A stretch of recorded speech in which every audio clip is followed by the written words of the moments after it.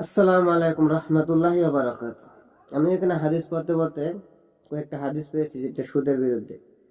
আপনি কোরআন হাদিস মানেন না না মানেন সেটা আপনার ব্যক্তিগত ব্যাপার, কিন্তু এগুলো স্বীকার করতে হবে। আপনি এগুলোকে অস্বীকার করতে পারেন না।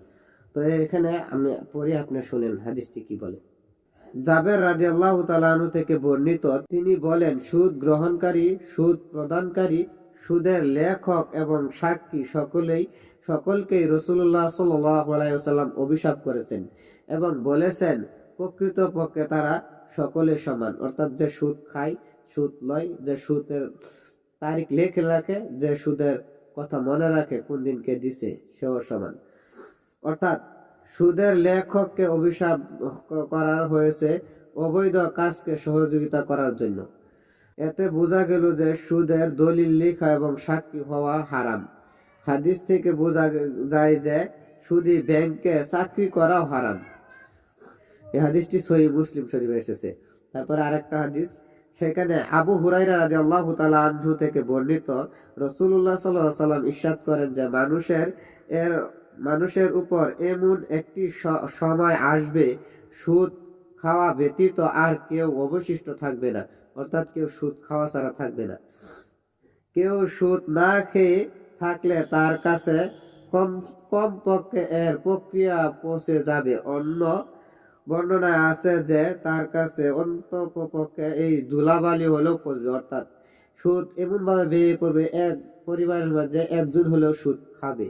অর্থাৎ সুদ না খেলেও সে সুদ লইতে বাধ্য, এরকম একটা সময় আসবে। এই হাদিসটি সহিহ আবু দাউদের শরীফে এসেছে। তারপরে হাদিসে আব্দুল্লাহ ইবনে হানজালা রাদিয়াল্লাহু তাআলা থেকে বর্ণিত যে রাসূলুল্লাহ সাল্লাল্লাহু আলাইহি ওয়াসাল্লাম ইরশাদ করেন, জেনে শুনে কোনো ব্যক্তি 1 দিনার অর্থাৎ 1 টাকা বা 1 পয়সা সুদ খায়, সে 36 বার ব্যভিচারী লিপ্ত হওয়ার চাইতেও বেশি মারাত্মক গুনাহ। অর্থাৎ 1 দিরহাম যদি জেনে শুনে কেউ সুদ খায় 1 পয়সা, সে 36 বার জিনা করলো। নাউজুবিল্লাহি মিনাজ জালিম। সুদ পাপ ব্যভিচারিণীর পাপের চেয়েও মারাত্মক হওয়ার কারণ সম্পর্কে আলেমগণ লিখেছেন যে সুদ সম্পর্কে আল্লাহ তাআলা বলেন, ফাযানু বিহারবিন মিনাল্লাহি ওয়া রাসূলিহি। আল্লাহ রাব্বুল আলামিন বলেন, তোমরা আল্লাহ ও তার রাসূলের পক্ষ থেকে যুদ্ধ করার ঘোষণা শুনে নাও, আর যার সাথে আল্লাহ এবং রাসূলের যুদ্ধ করবে তার পরিণাম সম্পর্কে সকলে জানেন যে কি হতে পারে। অর্থাৎ আল্লাহ রাব্বুল আলামিনের সাথে যদি আপনি যুদ্ধ করতে যান রাসূল সাল্লাল্লাহু আলাইহি ওয়াসাল্লামের সাথে, তাহলে আপনি কি সেই যুদ্ধে কখনো জয়লাভ করতে পারবেন? মোটেও না। কারণ হলো সুদ জেনা কঠিন, ফলে অনেকে অজ্ঞ ব্যক্তিগণ একে হালাল মনে করে, অথচ হারামকে হালাল মনে করা কুফরি। পক্ষান্তরে সংখ্যাটি নির্ধারণের কিয়ামত সম্পর্কে আল্লাহ রাব্বুল আলামিনই ভালো জানেন। অর্থাৎ অনেক মানুষ সুদকে বেচা কেনার মতন মনে করে। তারা বলে যে পয়সা দিয়ে মাল কিনে যে বিক্রি করে যে লাভ পায়, টাকা দিয়ে সেই টাকার বিনিময়ে লাভ পায়। অর্থাৎ আল্লাহ রাব্বুল আলামিন ব্যবসাকে হালাল করেছেন আর সুদকে হারাম করেছেন। আর পয়সা মানুষের সৃষ্টি করছে কি জন্য? বেচা কিনার জন্য।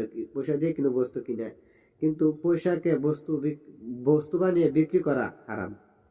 তারপরে হাদিসে আবু হুরায়রা রাদিয়াল্লাহু তাআলা থেকে বর্ণিত আছে যে রাসূলুল্লাহ সাল্লাল্লাহু আলাইহি ওয়াসাল্লাম বলেন, সুদের পাপের 70টি অংশ আছে এবং এর মধ্যে সর্বছোট অংশটি হচ্ছে নিজের মায়ের সাথে যৌন মিলনে লিপ্ত হওয়া। অর্থাৎ নিজের মায়ের সাথে জিনা করা। অর্থাৎ সুদ খাওয়ার মধ্যে 70টি বড় পাপ রয়েছে, তার মধ্যে সবচেয়ে ছোট পাপ হচ্ছে নিজের মায়ের সাথে জিনা করা। নাউজুবিল্লাহি মিনাজ জালিম। আল্লাহ রাব্বুল আলামিন এসব থেকে আমাদেরকে বাঁচার তৌফিক দান করুক। আমিন।